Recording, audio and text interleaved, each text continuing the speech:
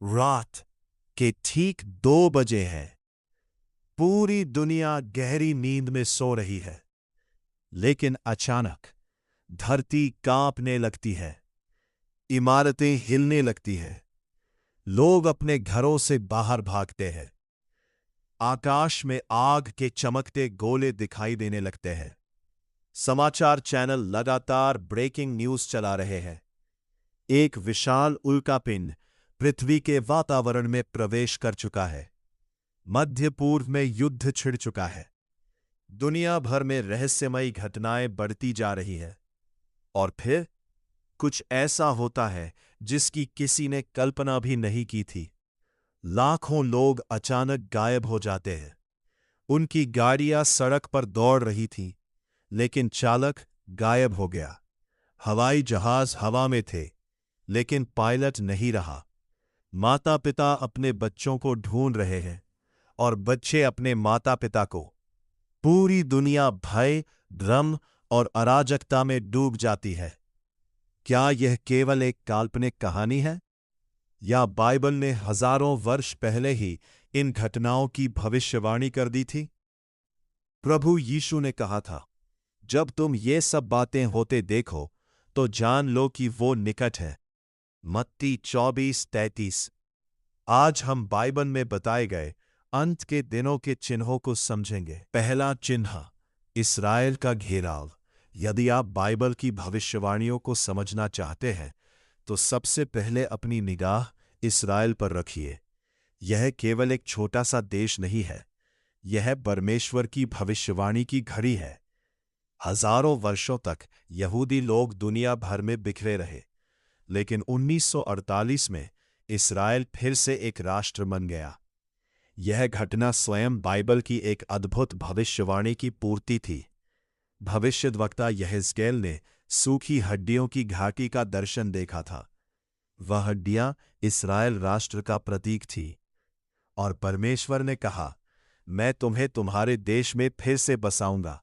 यहेजकेल 37। आज पूरी दुनिया की राजनीति का केंद्र इस्राएल बन चुका है। युद्ध, आतंकवाद, सीमा संघर्ष और बढ़ती हुई वैश्विक दुश्मनी। भविष्यद्वक्ता जकरिया लिखते हैं, मैं यरूशलेम को सब जातियों के लिए भारी पत्थर बनाऊंगा। जकरिया 12:3। और यहेजकेल अध्याय 38 और 39 में गोग और मागोग की सेनाओं का वर्णन मिलता है। एक ऐसा समय आएगा जब अनेक राष्ट्र इस्राएल के विरुद्ध एकजुट होंगे, लेकिन उसी समय परमेश्वर स्वयं हस्तक्षेप करेगा। दुनिया युद्ध देखेगी, लेकिन विश्वासी लोग भविष्यवाणी की पूर्ति देखेंगे, और यह केवल शुरुआत होगी, क्योंकि इसके बाद संसार नूह के दिनों जैसा होता जाएगा। दूसरा चिन्ह, नूह के दिनों की वापसी। यीशु ने कहा, जैसा नूह के दिनों में हुआ था, मनुष्य के पुत्र के आने के समय भी वैसा ही होगा। मत्ती 24:37। लेकिन नूह के दिनों में ऐसा क्या था? उत्पत्ति अध्याय 6 हमें एक भयावह तस्वीर दिखाता है। पृथ्वी हिंसा से भर चुकी थी। मनुष्य की कल्पनाएं लगातार बुराई की ओर थीं। लोग परमेश्वर को भूल चुके थे। उन्हें केवल अपनी इच्छाओं की चिंता थी। खाना, पीना, विवाह करना, मौज मस्ती करना, और यह सब तब तक चलता रहा जब तक जल प्रलय नहीं आ गया। बाइबल यह भी बताती है कि उन दिनों पृथ्वी पर नेफिलिम थे, रहस्यमयी और असामान्य प्राणी जिनके बारे में आज भी बहुत चर्चा होती है। लेकिन सबसे महत्वपूर्ण बात यह थी कि मानवता परमेश्वर से दूर हो चुकी थी। आज हमारे समय को देखिए। हिंसा बढ़ रही है, अनैतिकता बढ़ रही है, परिवार टूट रहे हैं, सत्य को झूठ और झूठ को सत्य कहा जा रहा है, और अधिकांश लोग अपने सृष्टिकर्ता को भूल चुके हैं। तीसरा चिन्ह, सारी दुनिया में सुसमाचार का प्रचार। जब दुनिया अंधकार की ओर बढ़ रही होगी, उसी समय परमेश्वर का प्रकाश भी पूरी पृथ्वी पर फैल रहा होगा। यीशु ने अपने चेलों से कहा था, राज्य का यह सुसमाचार सारे जगत में प्रचार किया जाएगा, तब अंत आएगा। मत्ती 24:45। कल्पना कीजिए, पहाड़ों के बीच बसे छोटे गांव, घने जंगलों में रहने वाली जनजातियां, रेगिस्तान के दूरस्थ क्षेत्र और ऐसे देश जहां कभी बाइबल का नाम भी नहीं सुना गया था। आज internet, mobile phone, social media, radio, TV और मिशनरियों के माध्यम से सुसमाचार उन स्थानों तक पहुंच रहा है जहां पहले पहुंचना असंभव था। हजारों भाषाओं में बाइबल का अनुवाद किया जा चुका है। लाखों लोग ऑनलाइन परमेश्वर का वचन सुन रहे हैं। परमेश्वर पूरी मानव जाति को अंतिम अवसर दे रहा है। लेकिन जब यह कार्य पूरा होने के करीब होगा, तो पृथ्वी पर एक और चिन्ह तेजी से दिखाई देगा। चौथा चिन्ह भूकंप, महामारी और आपदाएं। यीशु ने चेतावनी दी थी, एक स्थान पर नहीं वरन अनेक स्थानों में भूकंप होंगे। मत्ती 24:45। एक सुबह एक महानगर अचानक कांप उठता है। सड़कें फट जाती हैं, लाखों लोग भयभीत होकर भागते हैं। लेकिन ये केवल एक देश की बात नहीं होगी। दुनिया के अलग अलग हिस्सों में लगातार आपदाएं दिखाई देंगी। भूकंप, सुनामी, बाढ़, भीषण तूफान, सूखा, महामारियां, पृथ्वी मानो कराह रही होगी। रोमियो 8:22 कहता है, समस्त सृष्टि अब तक कराहती और पीड़ा में पड़ी हुई है। लोग विज्ञान में उत्तर खोजेंगे, सरकारें समाधान ढूंढेंगी, लेकिन समस्याएं कम होने के बजाय बढ़ती जाएंगी। और तभी आकाश स्वयं मानवता का ध्यान आकर्षित करेगा। पांचवा चिन्ह, आकाशीय घटनाएं। एक रात लोग आकाश की ओर देखते हैं और अचानक एक विशाल अग्निमय वस्तु आकाश को चीरती हुई गुजरती है। समाचार चैनल इसे दुर्लभ खगोलीय घटना बताते हैं। लेकिन घटनाएं रुकती नहीं, उल्का पिंडों की संख्या बढ़ती जाती है। असामान्य खगोलीय गतिविधियां दिखाई देने लगती है। यीशु ने कहा था, सूर्य अंधकारमय हो जाएगा, चंद्रमा अपना प्रकाश न देगा और तारे आकाश से गिरेंगे। मत्ती 24:29। प्रकाशित वाक्य 6:13 कहता है, आकाश के तारे पृथ्वी पर गिर पड़े, लोग भयभीत हो जाएंगे।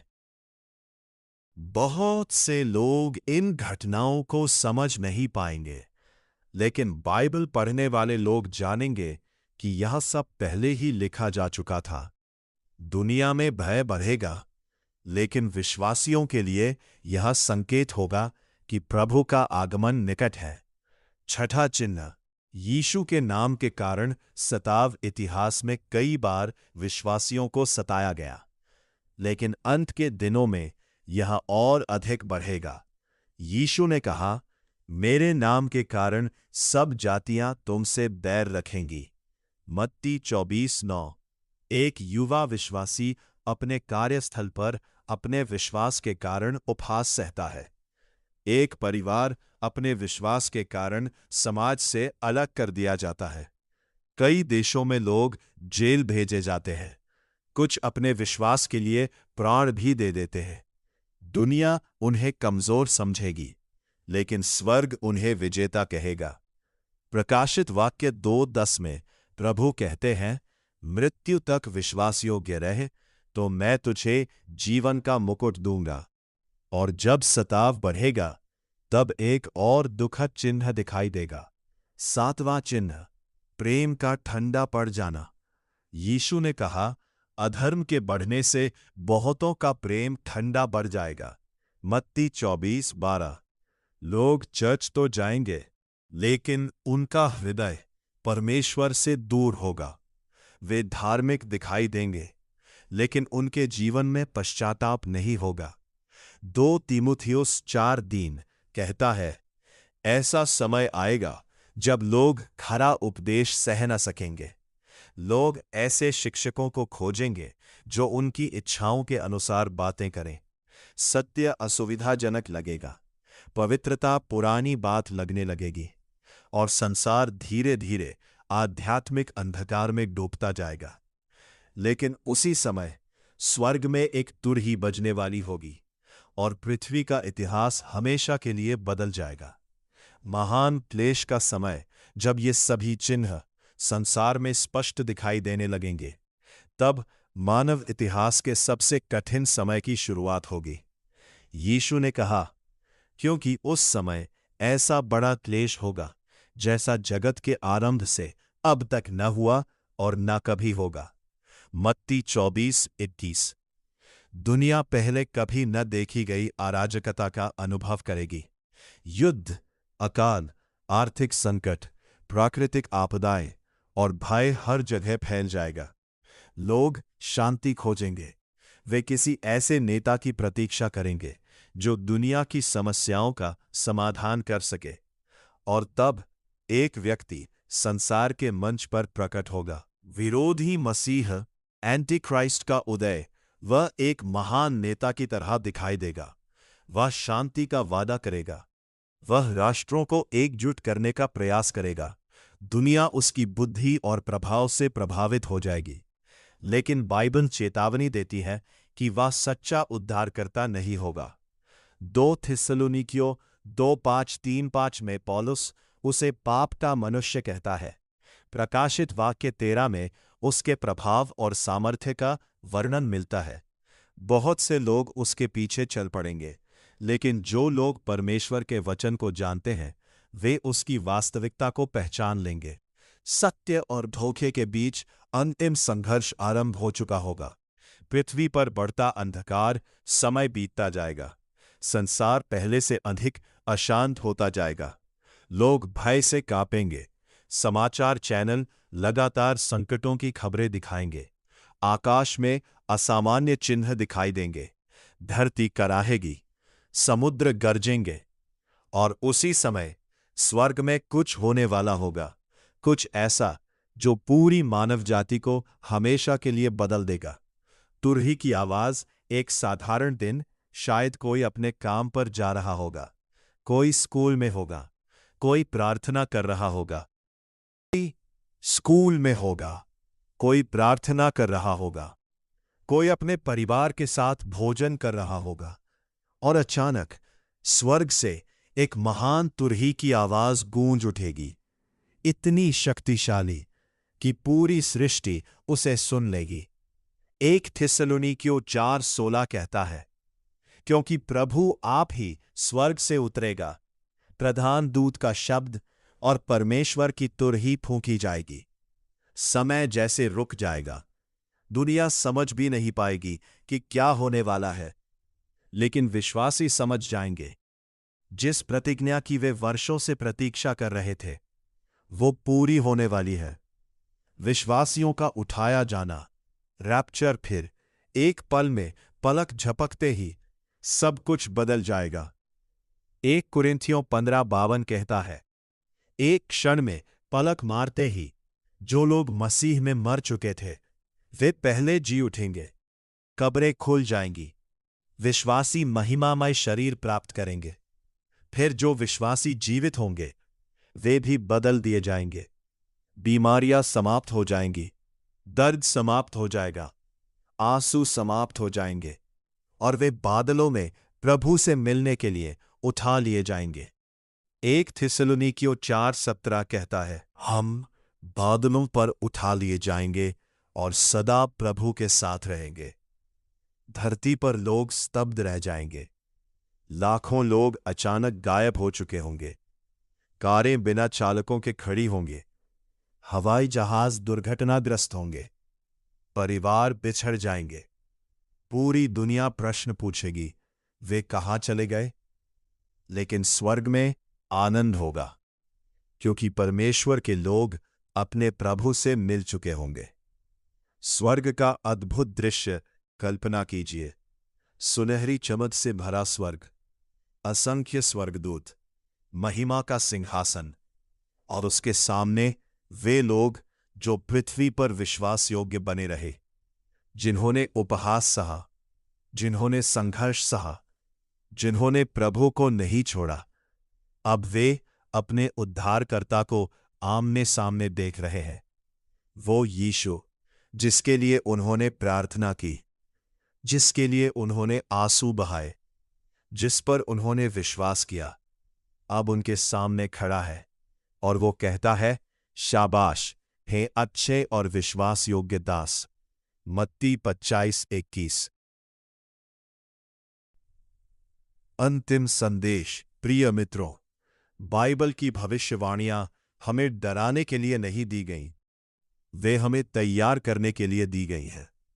प्रश्न ये नहीं है कि प्रभु कब आएंगे, प्रश्न ये है, जब वो आएंगे क्या हम तैयार होंगे? क्या हमारा विश्वास जीवित है? क्या हमारा हृदय अभी भी परमेश्वर के लिए जल रहा है? क्या हमने अपने जीवन को प्रभु यीशु को सौंप दिया है? क्योंकि प्रभु ने कहा, इसलिए जागते रहो, क्योंकि तुम नहीं जानते कि तुम्हारा प्रभु किस दिन आएगा। मत्ती 24:42। आज भी उद्धार का द्वार खुला है, आज भी अनुग्रह उपलब्ध है, आज भी यीशु पुकार रहे हैं। लेकिन एक दिन, वो दिन आएगा जब इतिहास का अंतिम अध्याय लिखा जाएगा, और तब केवल एक प्रश्न रह जाएगा, क्या आपका नाम जीवन की पुस्तक में लिखा हुआ है? आमीन। हे प्रभु यीशु। प्रकाशित वाक्य 22:20।